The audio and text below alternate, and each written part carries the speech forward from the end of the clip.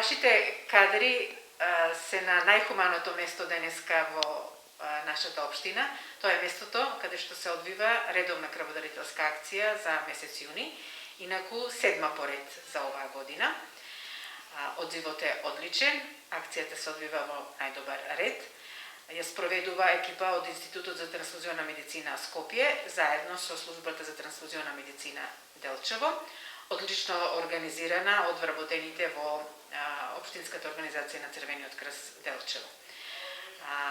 Можам да кажам, во ек на пандемијата, дека Делчево се успешно справува и успешно одговара на предизвикот да се обезбедат доволен број на крвни единици на сите на кои што таа им е потребна, знаејќи дека човекот е единствениот извор кој што може да ја даде крвта. Да кажам дека акцијата се одвива со примена на сите мерки на безбедност.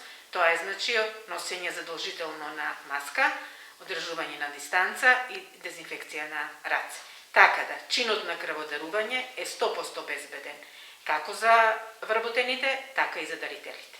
До сега имаме остварен и реализиран план со соберени 388 крвни единици и реализиран план, значи до сега од 53%. Инаку годишниот план за општина Делчево е 730 соберени крвни единици. Им се заблагодарувам на крводарителите. Имам голема почит и респект кон нив и кон нивното дело. Значи, спрема мене ова е еден најхуман чин во кој што можеме да помогнеме, а и во оваа пандемија која што се одложи повеќе од една година, мислам дека треба посебна благодарност да им изразиме на крводарителите и на сите субјекти кои што учествуваат во организирање на крводарителските акции.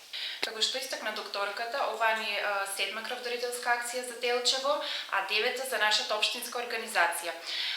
Пред се сакам да им се заблагодарам на сите крводарители кои досега даруваа крв, а воедно и да истакнам дека на 14 јуни светскиот ден на крводарителите ќе организираме мала свеченост и ќе им доделиме на повеќе детните крводарители, оние со 25, 50 и 75 пати, плакети и символични подароци.